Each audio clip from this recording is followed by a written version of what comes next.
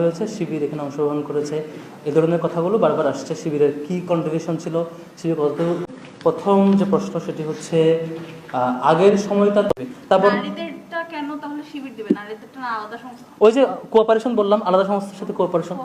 শিবির দিবে যেহেতু ডাকসু ইস্যু সকল ভোটার, নারীগুলোর কমন ভোটার, কমন ইস্যুতে এটা কোঅপারেশনটা হয়ে যাবে।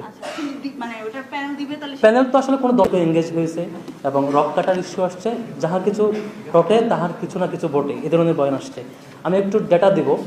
2018 সাল পর্যন্ত বাংলাদেশের পলিটিক্সে কী কী পলিটিক্যাল সংঘাত হয়েছে, ভায়োলেন্স হয়েছে, এর একটা গবেষণা পেপার আছে। সেটা বেলজিয়ামের একটা রিসার্চ গ্রুপ, গবেষণা গ্রুপ, এবং বাংলাদেশের একটা গবেষণা গ্রুপ, দুইটা গ্রুপ মিলিত হয়ে একসাথে একটি গবেষণা পেপার বের করে। সেটা হচ্ছে, টাইটেল ছিল student politics and political violence in Bangladesh, 2020 সালে প্রকাশিত হয়। সেটি ওই পেপারে পলিটিক্যাল ভায়োলেন্সের কিছু তথ্য দেওয়া হয়। সেই তথ্যে সবগুলো দল টোটাল 2018 সাল পর্যন্ত কীভাবে এঙ্গেজ ছিল তার একটা রেশিও দেওয়া হয়েছে। তো রেশিওটা আমি আপনাদেরকে বলছি। সেখানে আওয়ামী লীগ, ছাত্রলীগ এবং যুবলীগ সহ তার অঙ্গ সংগঠনগুলো যে পরিমাণ পলিটিক্যাল ভায়োলেন্সে এঙ্গেজ হয়েছে, সেটা টোটাল পলিটিক্যাল ভায়োলেন্সের 56.4%। এবং বিএনপি, ছাত্রদল এবং যুবদল সহ তার অঙ্গ সংগঠনগুলো মিলে যে পরিমাণ পলিটিক্যাল ভায়োলেন্সে এঙ্গেজ হয়েছে সেটি হচ্ছে 46.4%। শিবির, এখানে শিবির বা শিবিরের মতো কোঅপারেটিভ যে অর্গানাইজেশনটা বলা হয়, জামাত বা অন্যান্য প্ল্যাটফর্মগুলো বা ইসলামিক দল, সবগুলো মিলে যে এঙ্গেজমেন্টে আসছে সেটা রেশিও হচ্ছে 10.5%। আরেকটা ডেটা দিই, এই টোটাল হিস্ট্রিতে শিবিরের যে এঙ্গেজমেন্ট সেটা হচ্ছে 5.2%। অর্থাৎ এটা অ্যানালাইসিস করলে বোঝা যায়, আপনি বুঝতে পারবেন যে এখানে মারামারির সংঘাতের মেন স্টেক হোল্ডার শিবির না, শিবির ছিল এখানে একটা ভিকটিম জায়গায়। মেন স্টেক হোল্ডার কারা, যারা 56% কিংবা 46% রুল প্লে করছে, সেই জায়গায় দুই সংঘাতের মাঝামাঝি না। এখানে ওরা হচ্ছে মানে ওই যে পরিমাণ ফিগার ধরছে, পার্সেন্টেজ না, এটা ওই যে স্যাম্পল, যে স্যাম্পল আকারে বলছে। আমার এটা 100-এর বেশি সংখ্যা আসছে এখানে। আমার পার্সেন্টেজ বলা ঠিক হবে না, আমার পেপারটা আপনার চেক দিতে পারেন, আমার একটা প্রিন্টেড কপি আছে, এভাবেই সংখ্যাটা তারা দেখাইছে আর কি। তো শিবিরের এখানে হচ্ছে 5.2% শিবিরের কন্ট্রিবিউশন, শিবিরের এঙ্গেজমেন্ট। আর ছাত্র দলের হচ্ছে 17.9%, এবং ছাত্রলীগের হচ্ছে 17.9, এবং ছাত্র দলের হচ্ছে 11.5। এটা হচ্ছে টোটাল সংঘাতের একটা রেশিও তারা দেয় আর কি, ছাত্র সংগঠনগুলো টোটাল। তারপর ক্যাম্পাস ভিত্তিক তারা ভায়োলেন্স দেয়, এরিয়া ভিত্তিক ভায়োলেন্স দেয়, সবগুলো অ্যানালাইসিস করে দেখবেন শিবির অলমোস্ট প্রত্যেকটা জায়গায় ভিকটিম ছিল। এবং আহত নিহত সংখ্যা অ্যানালাইসিস করে দেখবেন শিবিরের আহত নিহত সংখ্যা বেশি, এবং ঠিক এঙ্গেজমেন্টের সংখ্যার তুলনায় শিবিরের এঙ্গেজমেন্ট কম। তো সবগুলো বিবেচনায় তারা এখানে একটা কনক্লুডিং রিমার্কস দেয় যে এখানে মেন স্টেক হোল্ডার ছিল অন্য দলগুলো, এখানে তারা এঙ্গেজ হয়েছে এবং শিবিরের জায়গায় ভিকটিম। এখন বলেন, আমি এই জায়গায় দাঁড়ায় আছি শিবিরের সেক্রেটারি, আমাকে যখন একটা গ্রুপ এসে মারতে থাকবে, অ্যাটাক করতে থাকবে, আমার পাশে কর্মীরা কি এটা একটু ট্যাকেল দিবে না? নাকি আমরা মাইকে দিয়ে মরে যাবো? আর যদি একটুখানি ট্যাকেল দেয়, কেন ট্যাকেল দিছো, তোমার এঙ্গেজমেন্ট কেন হয়েছে, এই কোয়েশ্চেন আপনি নিঃসন্দেহ করতে পারেন না। রেদার আপনাকে কেন বারবার অ্যাটাক করা হয়েছে এই কোয়েশ্চেন করবেন। আমরা ঢাকা ইউনিভার্সিটির উদাহরণ দিই, আমাদের জাহিদ ভাই যেমন আমাদের সাবেক কেন্দ্রীয় সভাপতি, তিনি ঢাকা ইউনিভার্সিটিতে আসলেন, উনি যখন কেন্দ্রীয় সভাপতি, উনি একটা একাডেমিক কাজে আসছেন সকালবেলা। তো আসার পর ওনাকে ফ্রিকোয়েন্টলি অ্যাটাক করা হয়। অ্যাটাক করার পর উনি ওনাকে একদম মৃত ভেবে ফেলে রেখে চলে যাচ্ছিল। ওই টাইমে শিবিরের আরও কিছু কর্মী এসে, জনশক্তি এসে ভাইকে উদ্ধার করার জন্য স্লোগান দিতে থাকে। তখন ওদের সাথে হালকা একটু ধাওয়া পাল্টা দেওয়া হয়, তো ওদের কয়েকজন আহত হয়। আর এখানে শিবিরের 2-1 একেবারে মুমূর্ষু অবস্থায়, আর তখন এটা প্রচার করা হয় শিবিরের সংঘাত এবং শিবির এখানে প্রাইমারি ল্যাঙ্গুয়েজ হয়েছে, এভাবে প্রচার করা হয়। কিন্তু ছিল কোনটা, শিবিরের সভাপতি আসছে, তার একটা একাডেমিক কাজে, তাকে অ্যাটাক করা হইলো, তাকে বাঁচাতে গিয়ে মুমূর্ষু অবস্থায় উদ্ধারের জন্য একটা টিম আসছে, ওইখানে কেন এঙ্গেজ হলো এই কোয়েশ্চেন তখন করা হয়েছে। এভাবে করে প্রত্যেকটা ভেবে আসছে আর কি। রক কাটার ইস্যু বলি, রক কাটার তো সেম, প্রত্যেকটা কেস আমি পার্সোনালি অ্যানালাইসিস করার চেষ্টা করছি। প্রত্যেকটা সংঘাতে একটা সিনারিও হচ্ছে এখানে অনেক শিবিরের অনেক কর্মী মারা গেছে, একটা সিনারিও হচ্ছে এদিকে কয়েকজন আহত হয়েছে, এদিকে কয়েকজন আহত হয়েছে, আর এটা আপনি ফলো করে প্রচার করছেন এতজন কর্মীর রক কাটছে শিবির, আর শিবিরে 10 জন মারা গেছে, এটা নিয়ে আপনি কোনো ধরনের ফলো করে প্রচার করেন নাই। ভাই ইসরাফ ভাই একটা উদাহরণ দিয়েছে সুন্দর, সেটা হচ্ছে মাহবুব সালেহী ভাইকে নিয়ে রিপিটেডলি প্রথম আলো নিউজ করছে যে সে হচ্ছে ক্রিমিনাল, সে রাজশাহী ইউনিভার্সিটি অমুক হত্যা করছে। বাট যখন আবার তাকে বেকসুর খালাস দেওয়া হলে আওয়ামী পিরিয়ডে, সেটা নিয়ে একটা সিঙ্গেল নিউজ তারা করে নাই, যেভাবে করে মাহবুব সালেহী প্রথমবারে নিউজ করছে। এখন আমার প্রথম পৃষ্ঠা প্রচারিত কার্টুন নিউজ শিক্ষার্থীদের মনোযোগে আমি গেঁথে দিয়েছি প্রথম আলোর পক্ষ থেকে। আমি প্রথম আলোকে সেই দায় এড়াতে পারি? আমি কি সেটাকে আবার উদ্যোগ করার চেষ্টা করছি? করি নাই। এভাবে করে প্রত্যেকটা সংঘাত এভাবে করে আসছে আর কি। আপনারা এখন নিজেরাই চেক দিতে পারেন। আমি নিজেও একটা সাক্ষাৎকারে বলেছি, যারা রক্ষাটার যে কেসগুলো বলা হয়, কোনো ভিকটিম যদি বলে যে শিবির অমুক দায়িত্বশীল এই সংঘাতে জড়াইছে, আমার রক্ষাটার জন্য দায়ী, আমার আহত হওয়ার জন্য দায়ী, এবং শিবিরের জায়গায় নিজেরাই এসে আমাকে অ্যাটাক করছে, শিবির এখানে মেন অ্যাক্টর, এরকম কোনো কেস যদি থাকে শিবির এখানে তাকে আইনি সহায়তা দিবে এবং শিবির এখানে সততার সাথে আইনি সহায়তা দিবে। এই চ্যালেঞ্জ শিবির। তারপর কমিটিতে নারী ইস্যু, এটা আমি অলরেডি রিপ্লাই দিয়েছি। তারপর একটা প্রশ্ন আসছে, এটা তুহিন ভাই প্রশ্ন করছিল, তুহিন ভাইয়ের আলোচনায়, সেটা হচ্ছে আমি সবগুলো দিব, সবগুলো অ্যান্সার দিচ্ছি। তুহিন ভাই একটা প্রশ্ন করছে যে একটা লেনিনিস্ট পার্টি, একটা ডিসিপ্লিন হইতে থাকা পার্টির জন্য বর্তমান ডেমোক্রেটিক পরিবেশ এটা সুইট করে না, এখানে কাজ করার কথা না, কেন করবে? আমি তুহিন ভাইয়ের জন্য জানায় রাখা ভালো, শিবির তার ম্যান পাওয়ার জন্য একটা স্ট্রাকচারকে অফার করে, সেই অনুযায়ী করে। তার মানে এই না সে মেস পিপলকে এক্সপ্লোর করে, এমন না। তার স্ট্রাকচার প্যারালালি দুইটাই। সে তার ম্যান পাওয়ারকে একটা স্ট্রাকচারে যেমন ইন করার মধ্য দিয়ে সে একটা ট্রেনিংয়ের মধ্য দিয়ে নেওয়া যায়, একটা ভ্যালুস তার মধ্যে সে পুশ করার চেষ্টা করে, এর সাথে ম্যাস পিপলকেও সে এঙ্গেজ করে। অন্যান্য সংগঠনগুলো ম্যাস পিপলকে নিয়ে যে প্রোগ্রাম করে, পজিটিভ প্রোগ্রাম, শিবির তার চাইতে অনেক গুণ বেশি পজিটিভ প্রোগ্রাম করে ম্যাস পিপল নিয়ে। আর তার একটা বড় অংশ কার্যক্রম আবার ইন্টারনাল পিপল নিয়ে থাকে। শুধু ইন্টারনাল স্ট্রাকচারকে দেখে যদি আপনি বলেন ম্যাস পিপলকে এক্সক্লুড করছে, এটা ভুল হবে। বরং শিবির বেশিরভাগ সেবা প্রতিষ্ঠান, সেবাদানের জন্য যেসব প্রতিষ্ঠানকে সে এঙ্গেজ করছে বা অন্যান্য অ্যাক্টিভিটিস করে, বেশিরভাগ প্রোগ্রামে সে করে সাধারণ শিক্ষার্থীদের জন্য, এবং সেটা করবে, এবং সেই প্রয়োজনে এটা থাকা দরকার। দ্বিতীয় হচ্ছে, তিনি বলছেন যে শিবিরের উদ্দেশ্য হচ্ছে ভোট বাড়ানো, তাহলে এই স্ট্রাকচার যেখানে রিজিট, এটা কেন দরকার? আমি দ্বিমত করছি। শিবিরের উদ্দেশ্য ভোট বাড়ানো না, শিবিরের উদ্দেশ্য হচ্ছে আমার মধ্যে, আমার সংগঠনে যে ভাইটা এঙ্গেজ হবে তাকে আমি তাকে কিছু মোরালিটি শেখাবো, তাকে কিছু কালচার শেখাবো, তাকে কিছু একটা ভালো ম্যানারের মধ্যে দিয়ে যাবো, যার ফলে আমি এটাই শুরু করতে পারবো। আমার শিবিরে থাকা যে ছেলেটা এখন সে শিবিরে আছে, সে যখন বাংলাদেশের কোনো স্তরে সে কর্মস্থলে এঙ্গেজ হবে, সে অন্তত দুর্নীতিতে জড়াবে না, সে যেন আল্লাহকে ভয় পাবে, সে অন্তত সে কোনো রেপে জড়াবে না, সে কোনো নারী কেলেঙ্কারির সাথে জড়াবে না, সে অন্য কোথাও ক্রাইম করবে না, সে আল্লাহকে ভয় পাবে এই জায়গায়। এই মিনিমাম মোরালিটিতে দেওয়ার আমরা চ্যালেঞ্জ করবো। সেই জন্য আমার এই স্ট্রাকচারটা এই জায়গায় দরকার আছে। এগুলো ম্যাস পিপলের জন্য অন্য কিছু রেডি আছে। তারপর হচ্ছে ইশরাক ভাইয়ের কে কোট করে একটা লাইন বলা হয়েছে যে 90% মুসলিমদের দেশে সবগুলো ইসলামী সংগঠন, মুসলিম সংগঠন, সুতরাং এখানে শিবিরের প্রয়োজনীয়তা নেই। আমি এটার সাথে স্ট্রংলি দ্বিমত করছি। ইসলাম মুসলিম সমর্থকদের সংগঠিত সংগঠন, এভাবে করে আপনি ইসলামী সংগঠন বলতে পারেন না, বরং আপনি জাজ করবেন তার স্ট্রাকচারকে, আপনি ইভ্যালুয়েট করবেন তার রেগুলার অ্যাক্টিভিটিসকে, আপনি ইভ্যালুয়েট করবেন তার লিটারেচারকে, তার স্ট্রাকচার, তার ভ্যালুস, তার অ্যাক্টিভিটি, কোন কালচারকে সে তার মধ্যে নিজের মতো করে নেয়, কোনটা তার কর্মীর মধ্যে। আমি কি নির্দিষ্ট ব্যক্তির আদর্শকে পুশ করে দিই যে অমুক বাদকে আমি সমর্থন করি, আমি কি অমুক ব্যক্তিকে বেনিফিকার হিসেবে প্রেজেন্ট করি, তখন তাকে আপনি এভাবে বলতে পারেন না। রেদার ইসলাম যেটা করে বা ইসলাম যেটা বলতে চায়, যে ম্যানারটা কালেক্টিভলি শিখাতে চায়, শিবির চেষ্টা করে তার জায়গা থেকে সেটা তার কর্মীদেরকে শেখানোর জন্য। তো সেদিক থেকে দুইটার উদ্দেশ্য নিঃসন্দেহে ব্যতিক্রম। এটার মিশন হইল নাগরিকদেরকে দক্ষ এবং যোগ্য এবং সৎ হিসেবে গড়ে তোলার জন্য চেষ্টা করা। তারপর ইমিয়াপুর পক্ষ থেকে কিছু প্রশ্ন আসছে, সেগুলো হলো,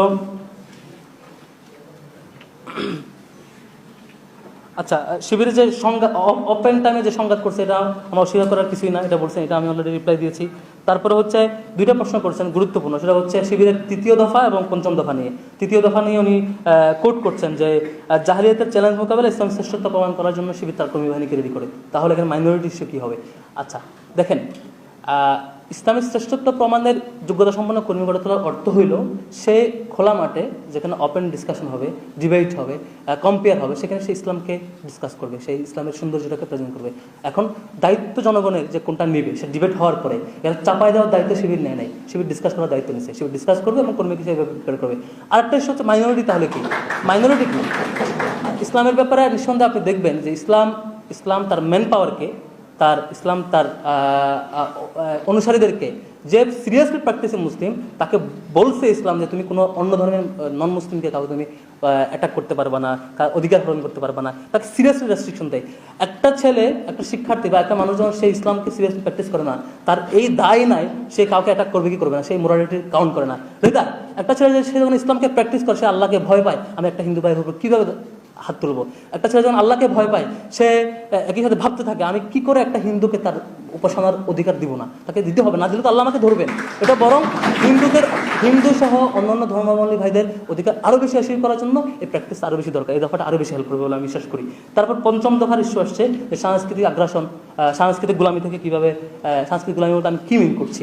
দেখেন, ইসলামের সৌন্দর্য হইল, আমি আবার বলছি, শিবির নির্দিষ্ট কোনো ফিগারকে প্রমোট করে সেটাকে তার মতো করে কি করে না, গ্লোরিফাই করে না। রেদার শিবির এখানে বেসমেন্ট রাখে ইসলামকে। সেজন্য একটা সুবিধা হইল, এখন ইসলাম কালচারাল ইস্যুতে তার লোকাল হিস্ট্রিকে সে রেসপেক্ট করে এবং সেটা ওন করে, বাট কিছু প্রিন্সিপাল দেয়।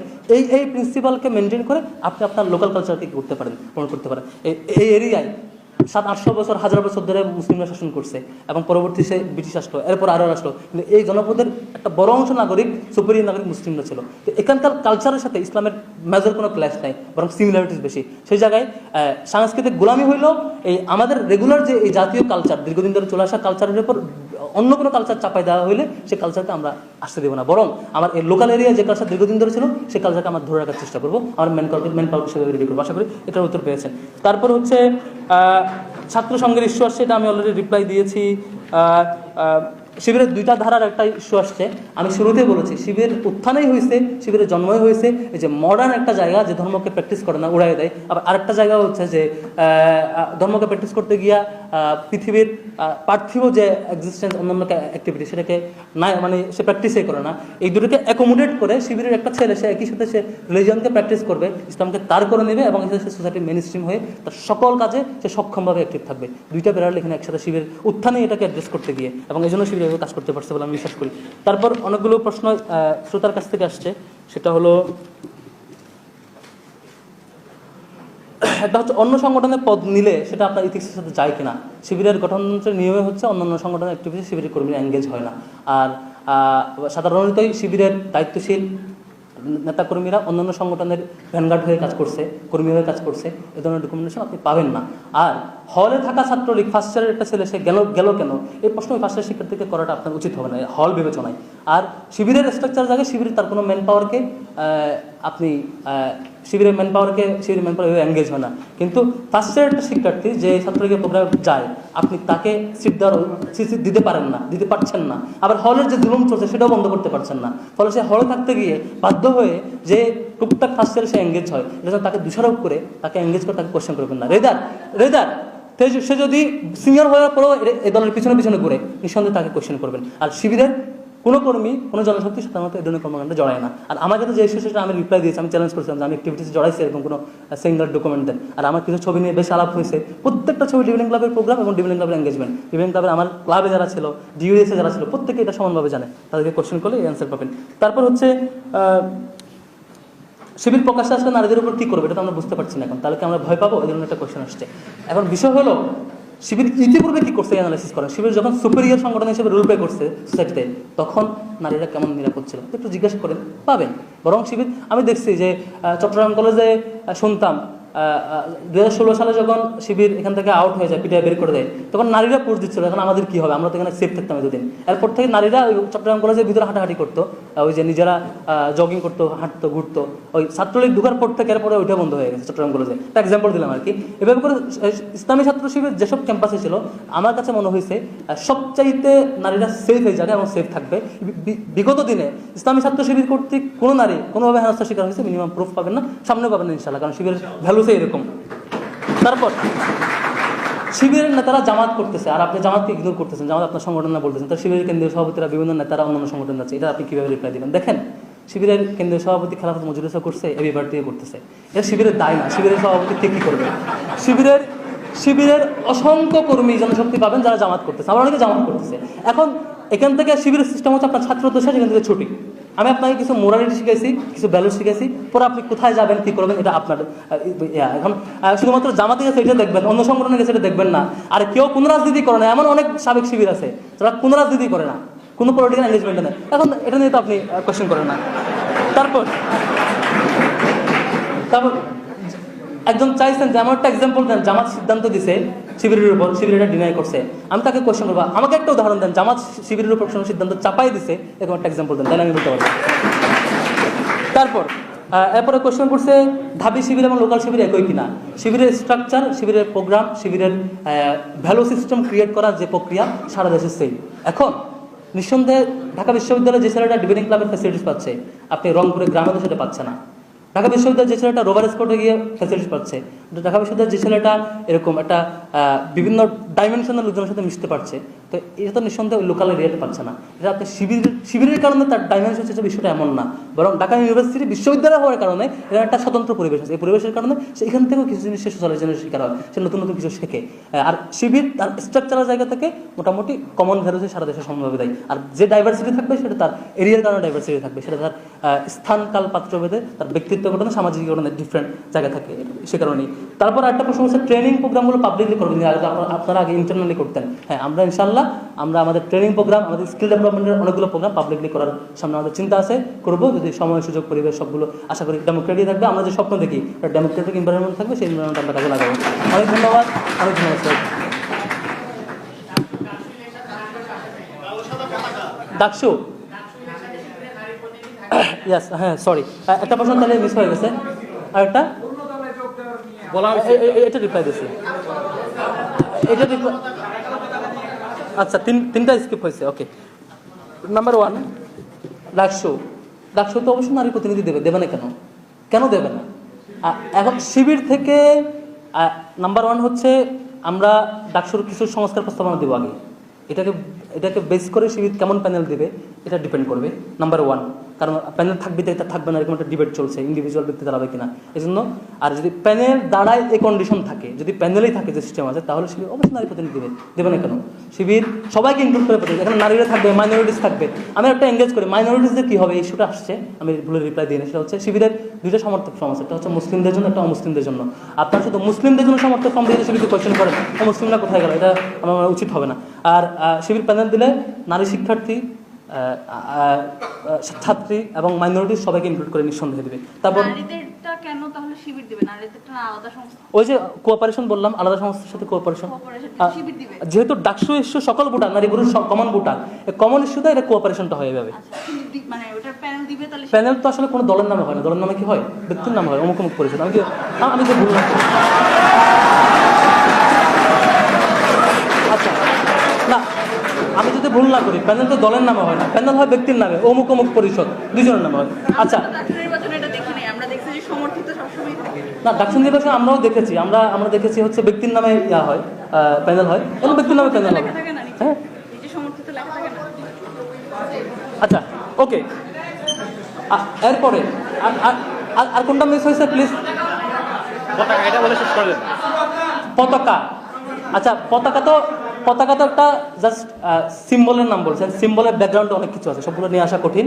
তবে বাংলাদেশে আমরা নিয়মতান্ত্রিক হবে যে কোনো চেষ্টাকে আমরা সাপোর্ট দিই, নিয়মতান্ত্রিক উপায়ে কাজ করে না এমন যে কোনো সিমটমসকে আমরা নিরুৎসাহিত করি এবং অনুচিত মনে করি। শেষ।